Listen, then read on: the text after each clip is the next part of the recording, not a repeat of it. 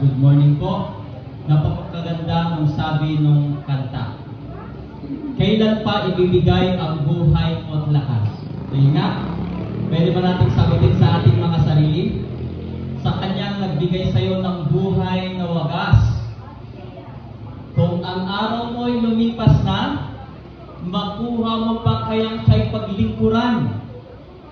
Kailan pa kayo maglilingkod sa Diyos? Kung hindi ngayon, kailan pa? May isang challenge iti sa tunggal may sa kanatayo nga saan tayo nga urayan ito no nakapoy ken awan iti gawan tayo nga agserbi ken ni Apo Dios ken mamati ken ni Apo Dios gapu tabaka dumteng iti panawon na udit iti amin. Tayo po ay manalangin. Lord, we offer to you this message. Patuloy kang mag-usap sa bawat isa sa aming Panginoon. At minsan pa, hamunin mo po kami at bigyan kami, Panginoon, ng pagkain sa aming spiritual na buhay. Pagpalain mo din ang mga puso at isip na makikinig, gayon din ang iyong lingkod na panggagalingan ito. Sa pangalan ni Jesus, Amen and Amen. Sige po, sa umagang ito, pag-usapan natin ang apoy. Pagkasabi sa katabi mo, apoy, fire. Alam naman po natin lahat kung anong apoy. Ano po? Well, wala ba sa PowerPoint po?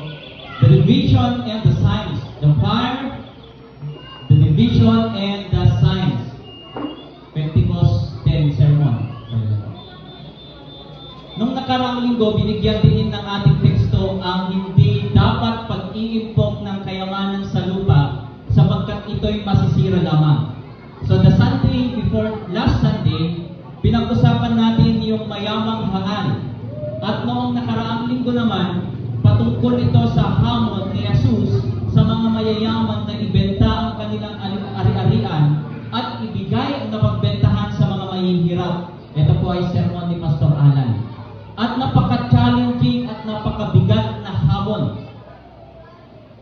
Ito ay hamon sapagkat alam natin na lahat ng meron tayo sa mundo ito, maaaring sa isang iglap, mawawala ito, at even yung buhay natin. Ito ay hamon sa isang mananampalatayang Kristiyano. Sa tekstong ito naman, isa na namang mabigat na hamon. Ano po? Ang pagiging isang disipulo ni Kristo ang ating makikita sa ating teksto. Simula noong unang linggo hanggang ngayon po ay puro Luke 12 yung pinanggagalingan natin. Ano po? But this time, doon tayo sa last part ng Lucas 12. Tingnan natin yung ating teksto.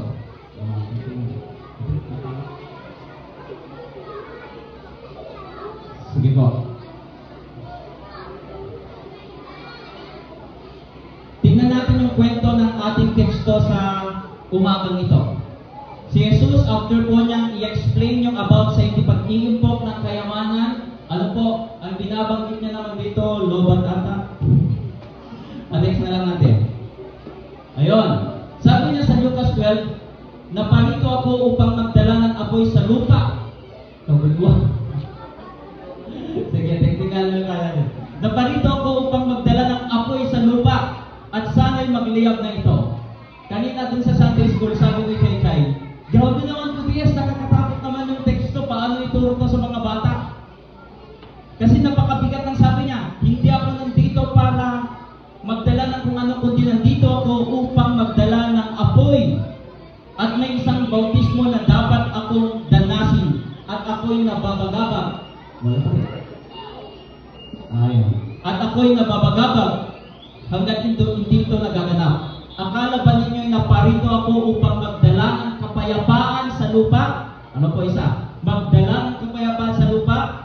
Sinasabi ko sa inyo, hindi kapayapaan ang dala ko, kundi pagkabahabahagi. Hikita po ninyo doon, pagkabahabahagi, division.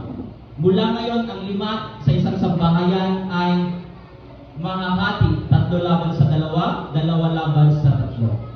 Si Jesus mismo ang nagsabi na siya ay pumarito hindi para sa kapayapaan, Eh bakit lagi natin sinesermon na kailangan natin magkaisa? Kailangan may kaayusan.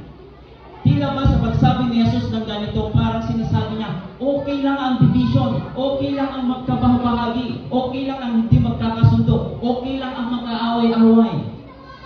Paano na yung claim natin na si Jesus is the Prince of Peace? Bakit sinasabi niya na naparito siya? Apoy ang kanyang dala. At ang apoy na yan magbubunga ng pagkabahagi. Sinasalungat ba ni Jesus ang kanyang sinasabi? Mga kapatid, hindi po niya sinasalungat. Jesus is confronting us, disciples or believers, with the true cause of following Him and the urgency of our time of the times. Yung kailangan na. Tingnan natin, i-dissect natin. Ano po, isa-isa? Yung apoy. Dito ka tayo. Okay. Sige, next na natin. Yung apoy, ano po? Sabi niya, naparito ako upang magdala ng apoy sa lupa, sana'y magliliyab nito. Sa Old Testament, ang apoy sa Biblia ay nangangahulugan ng paglilinis, pagpapadalisay sa isang bagay. At ginagamit din itong apoy na ito bilang paglalarawan ng Espiritu Santo na darating. Diba? Makita tayo, itubig kami, nung bata po kami, every time na gusto namin kunin yung buli di yan tibatini, pinapadaan sa apoy kapto maisina or maihiwalay yung madumi at kukunin namin yung dalisay.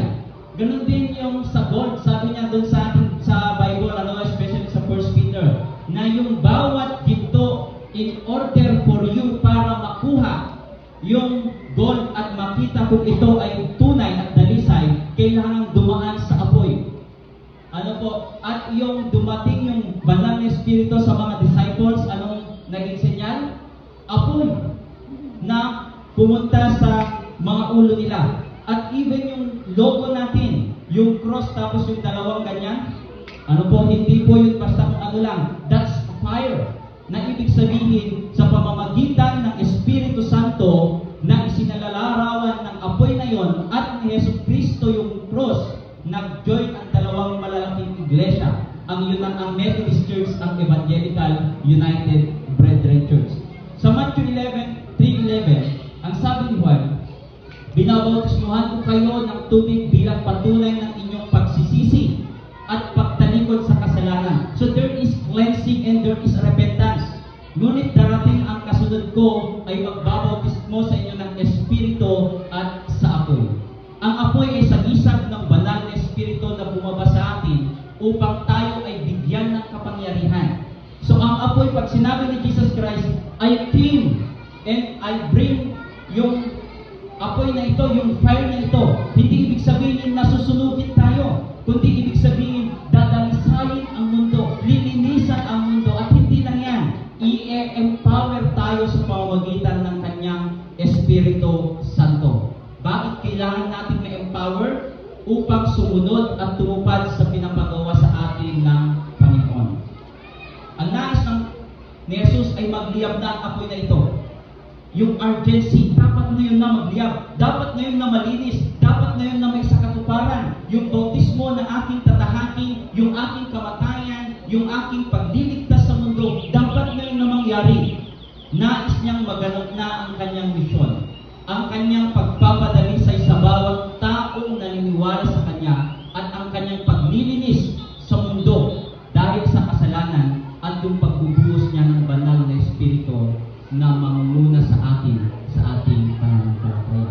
Second, pagkabahagi. Sinong gusto ng division? Ayaw natin, di ba? Gusto natin multiplication. Di ba? Kahit sa pera natin, gusto nyo bang matibay? Dapat na-multiply, dumami. Sa ating teksto, sabi ni Jesus, akala nyo ba narito ako pag magdala ng kapayapaan sa lupa? Sinasabi ko, hindi kapayapaan ang dala ko, kundi division, pagkabahagi. Ibig bang sabihin, pinapatronize ni Jesus ang pagkabahagi? Gusto ba niya ng kaguluhan? Hindi lang bahagi, sabi niya, ang ama laban sa anak na lalaki, ang anak na babae laban sa ina. Di ba? Ang biyanan laban sa katugangan. Sumit lang dahil magutek kaapang ang katugangan kini agbiyanan na yan. Talagang na biblical gaya, biblical pala yung galon. Pero ito ba, ina-affirm niya yung current na nangyayari? Gusto ko yung isang interpretation ni Cardinal Tagliat. Ang sabi niya, if you notice, yung binabanggit na kinukumpira is the old and the new. The old generation and the new generation. Ama, anak, ina, anak, biyanan, tapos manugang. Hindi lang yun literal, but nagpapakita yun ng sa sarili natin.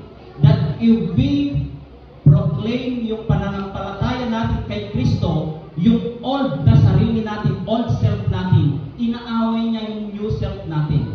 Di ba minsan pagka nung tayo tumanggap na kay Jesus at tayo ay naging Kristiyano, tayo naging active sa church, marami nang hindi kanais-nais na iniiwan natin. At minsan hinihila niya tayo. Marami ng kasalanan yung binitawan natin at minsan hinihila niya tayo. At sabi niya, nag-aaway yung old and new self because of your faith kay Jesus Christ. At isang interpretation yun, sabi ko, magandang interpretation yun. Ano pa? Ang pagsunod kay Kristo at pamumuhay sa Ebanghelyo ay may hinihinging decision. Nangangailangan ito ng katapatan o allegiance kay Kristo lamang. Bakit may division? Bakit? Kung sinabi mong naniniwala kay Kristo, meron at merong pwedeng mahati sa sarili mo or kaya naman doon sa relasyon sa ating kapwa. Napansin niyo mga kapatid, nung tayo ay nanampalataya kay Kristo at naging active kay Kristo, minsan sinasabi natin, dakamantang, natin, kasla kayo lang nakasansanto.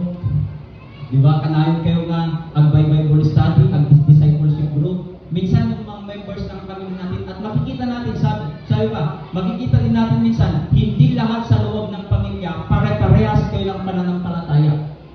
Hindi lahat sa loob ng pamilya, meron at merong pumukontra sa iyong pananampalataya. And that's the reality. Pero pag tayo mga kapatid ay naniwala kay Kristo, kailangan i-declare natin yung ating allegiance or katapatan kay Kristo lamang. Tingnan natin yung kahulugan ng kapayapaan according sa mga Romano or sa Roma during that time. Na sila yung may hawak sa Judea sa panahon ni Jesus. Ang kapayapaan doon sa Judea na sinasabi ng Romana ay nakabase sa takot at pagkontrol sa komunidad. Di ba yung sinasabi, mapayapa kami dito, pero walang gumagalaw, walang kumukontra. Bakit? Nakabase sa takot. Ayaw nila na papatayin sila ng imperyo ng Roma. Sinasabi nila sa ngalan ng emperador ni Caesar, nagkakaroon ng kapayapaan sapagkat sino mang sumasalungat sa kagustuhan ng emperador at ng buong imperyo, pinapatay at pinaparusahan. Kaya ang komunidad noon ng Israel ay nababalot sa takot. Lahat ng nasasakupan nila, sinasabi nila, may peace dito. Wala nga lang order. May peace dito. Bakit? Walang kumukontra kahit isa. Walang gera. Walang anuman. Pero yung mga tao, takot. Ang tanong, meron ba talagang kapayapaan na nangyayari noong panahon ni Jesus Kristo? Sinabi ni Jesus Christ, there is no peace, real peace. Bakit? Maraming tao ang nagugutom.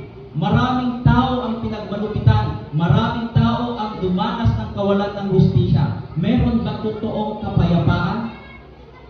Sa community natin, tingnan din natin. Sa teksto natin, makikita natin ang ama laban sa anak na lalaki at ang anak na lalaki laban sa ama. Ganon din, nag-aaway-away. Para bang sinasabi ni Jesus, kailangang maghiwa-hiwalay ang pamilya. Pero hindi po. Noong una, ang tatay ay kino-considered na patriarchal kasi yung society noon. Ang tatay, kung ano yung sinabi, yun yung masusunod. Sinong ganun ngayon? Ako ang batas. Ang sinabi sa tahanan ito ay masusunod. Ngayon, nanay na yung batas. Minsan, anak pa yung batas, ano? Kung ano yung sinabi, kaya nga, binibilang lang puro kalalakihan noon. Parang yung babae, second-class citizen. And, mind you, noong panahon ni Jesus Christ, si Emperador Caesar is considered the father of all fathers, the Lord of all lords. Siya yung kinikilalang Panginoon. Pero nung dumating itong si Jesus Kristo, para i-break yung justice, ay yung injustice at yung sistema noon, komunidad namin. Nagkaroon ng division sapagkat unti-unting namumulat ang mga tao na labanan ang status quo. Unti-unti silang tumitindig yung mga tagasunod ni Jesucristo against sa Roma at nagkaroon ng division. Yung kinikilala ng tao na si Caesar, si Emperador Caesar ay Lord, marami nang nagsasabi, Caesar or si Emperador is not the true Lord, but Jesus Christ is the true King, the true Father, the true Lord. At lahat ng nagde-declare kay Jesus Christ as Lord noon, hinuhuli, pinapatay. That's why there is a division sa community. At yun yung nangyari noong panahon na yon. Sa level natin sa buhay natin minsan, ang ating pananampalataya ay lahat ng binanggit ko mula sa personal na level, mula sa community na level, ang ating pananampalataya ay nagkakaroon minsan ng challenge at bunga.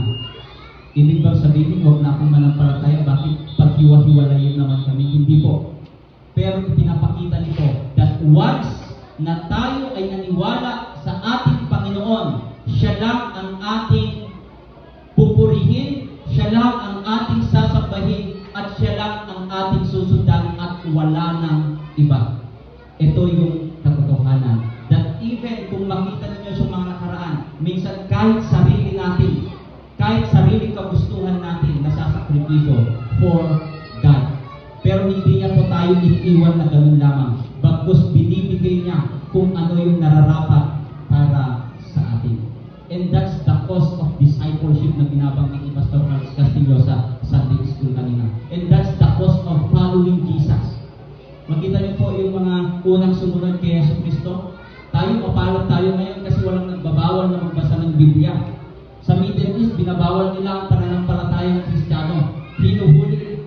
Noong unang panahon, lahat ng nagbabasa ng Biblia, ano po, yung mga disciples na tagasunod ni Jesus Christ, sinunog, pinatay, pinakaan sa leon. Pero ngayon, walang po ganon. And we are very privileged dahil tayo ay pwedeng magkaroon ng pananampalataya na malaya.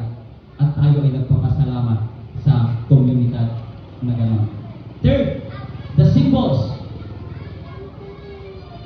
or yung mga signs. Sabi ni Jesus sa last part niya, mga mapagpaimbabaw, marunong kayong bumasa ng palatandaan sa kalikasan, ngunit hindi nyo na nababasa ang palatandaan sa panahon ngayon. Amin tayo kapsat na nagdawa siya, nung umata tayo ay susaktudo. Ay ado iti ikantata. Huwag naman ay ado iti mali nga mapasamang tata. Huwag naman based dun sa mga nakikita natin, is we can actually predict kung ano yung mangyayari or determine. Maliban lang kung meron tayong wiki sa cellphone na app. Sa cellphone, ano po, at makikita natin merong parating. Pero nung una ganon, ini-interpret ng mga tao yung nangyayari doon sa komunidad at kung ano yung possible na mangyayari. Pero sabi ni Jesus, mga mapagkunwari kayo. Bakit alam ninyo yun pero hindi nyo nakikita yung palatandaan ng langit? Hindi nyo nakikita yung pagdating ni Kristo. Bakit? Noong panahon na yon, ine-expect ng mga tao na yung tagapagligtas ng Israel against sa Roma ay katulad ni King David, isang military leader. Yung may kapangyarihan at maaaring ipinanganak sa royal family. Ine-expect nila yung tagapagligtas na dapat mayaman, dapat malakas, dapat yung tinitingala. Never nilang in-expect na yung tagapagligtas na inaasahan nila, ipinanganak sa sabsaban. Lumaki sa ordinaryong tao, anak ng karpintero at ordinaryong babae. Never nilang in-expect yung ganon. Kaya nung meron na si Jesus, never silang naniwala kay Jesus. Hindi niya lang tinutukoy ito yung signs no dumating si Jesus. Tinutukoy niya ito yung signs na sa kanyang muling pagbabalik. Yung kanyang muling pagbabalik, sabi niya sa Matthew 24, tayo din mga kapatid, lagi sinasabi ito ng mga kapatid, nasa huling stage na tayo. Yugto na tayo ng pananampalataya. Hindi natin kung gaano katagal, pero alam natin, and even tayo mismo, nasa huling stage na tayo ng ating pananampalataya or ng ating mundo. Sapagkat nakikita na natin ang mga signs. Ano ba yung mga signs? Mag-iingat kayo upang hindi kayo maligaw ni numan.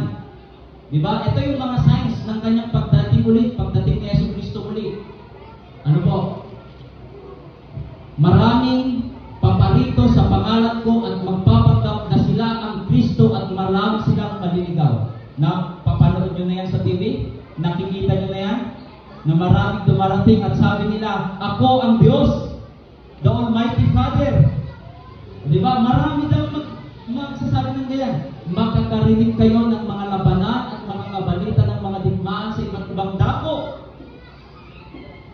Diba? Nagdadungang gera tatan.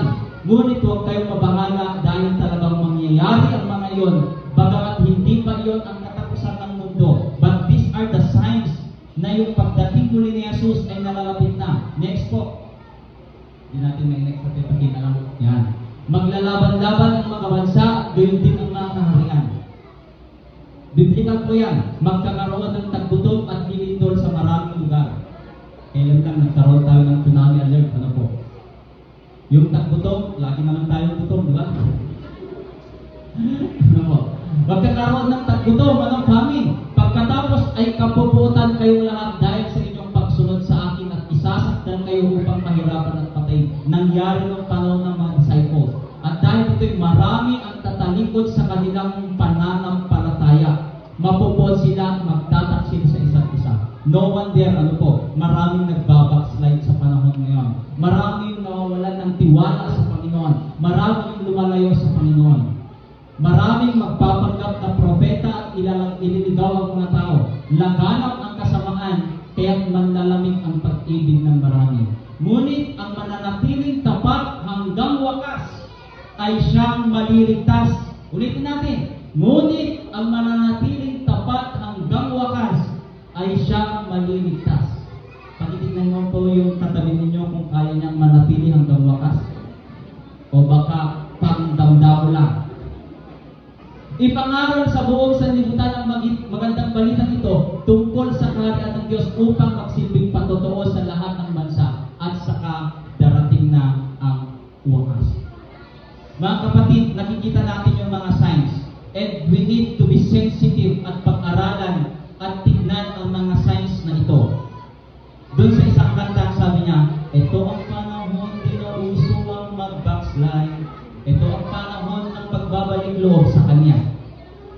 Kaya tayo na manampalataya. Mga kapatid, ang pagdating ni Kristo ay malapit na. Ang tanong, nakahanda po ba tayo? Nais po ba nating dumaan sa paglilinis at pagdadalisay ng Panginoon sa ating buhay? Ang katapatan po ba natin ay totoong na kay Kristo lamang? Nakikita ba natin ang mga senyales ng nalalapit na pagdating ni Kristo? Ito po ay mga tanong na ating sasagutin sa ating mga sarili.